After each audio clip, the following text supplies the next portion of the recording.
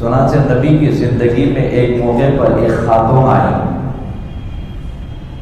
اور آ کر نبی سے اپنے کسی کام کے بارے میں عرض کی کہ آقا میرا یہ مسئلہ ہے، اسے آپ حل کر دیجیے۔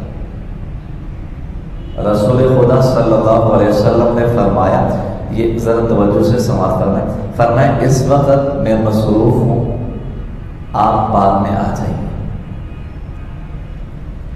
اس خاتون نے جواب میں کہا، آقا میں بعد میں آؤں اور آپ کو نہ پاؤں تو میرا مسئلہ کون حل کرے گا؟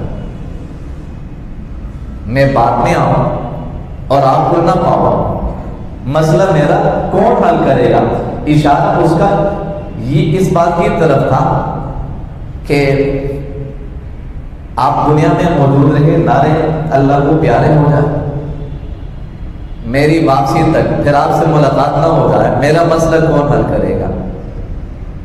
فاشار الی ابی بکر الصدیق رضی اللہ تعالی عنہ، رسول خدا صلی اللہ علیہ وسلم نے ابو بکر برابر میں موجود تھا، ابو بکر صدیق کی طرف اشارہ کر کے نبی نے بتایا، بعد میں آؤ، مجھے نہ پاؤ تو تمہارا مسئلہ ابو بکر حل کرے گا۔ فرمایا مجھے نہ پاؤ تو تمہارا مسئلہ پھر بھی حل ہوگا، مجھے نہ پاؤ تو تمہارا مسئلہ فرمایا ابو بکر حل کرے گا۔ نبی کا یہ فرمان بھی بتا رہا ہے کہ نبی کے بعد اگر کوئی امت کے معاملات کو چلا سکتا ہے، امت کے معاملات کو دیکھ سکتا ہے، نبی کا جانشین بن سکتا ہے، فرمایا وہ حضرت صدیق اکبر رضی اللہ تعالیٰ عنہ بن سکتا ہے۔